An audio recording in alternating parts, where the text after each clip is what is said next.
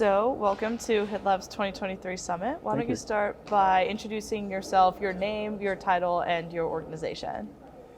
Well, my name is Greg Patey. I'm the CEO and founder of a company called Blue Charm Adherence. And we're based in Halifax, Nova Scotia, Canada.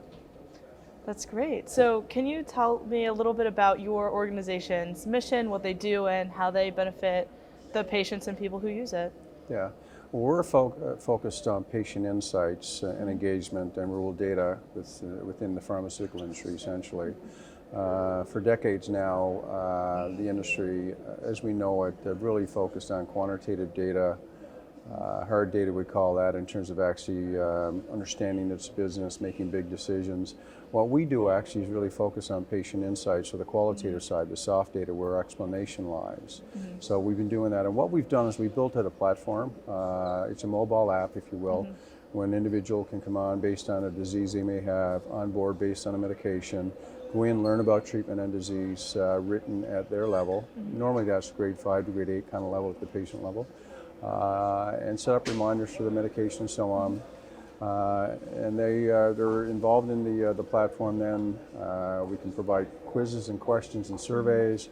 And based on the level of engagement by the individual, they're actually rewarded for that behavior. So we have a behavioral economics platform built, essentially. They're rewarded for that behavior. It ends up in a Blue Charm account, and they can use that fund in healthcare services, if you will, for anything that they might need.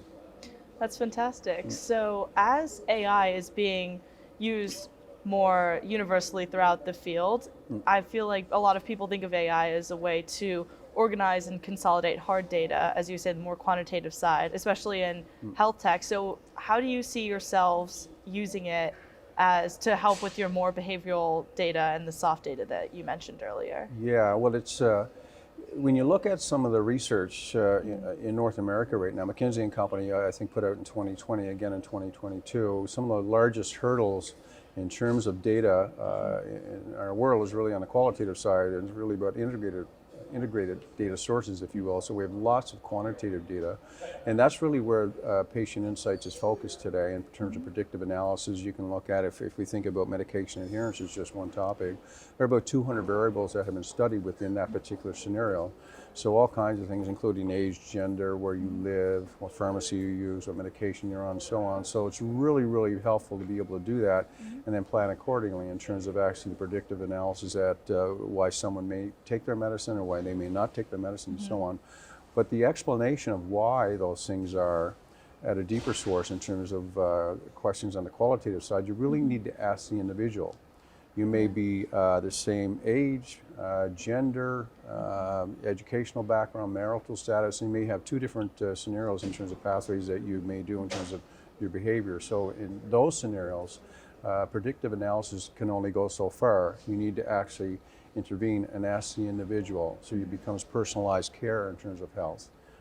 So that's basically where we're focused. It's not always easy for us to understand, I guess, when you're asking those kinds of questions. They're not necessarily yes or no.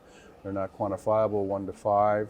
So it's just basically more free will in the qualitative soft side of data. That's really where the explanation lies.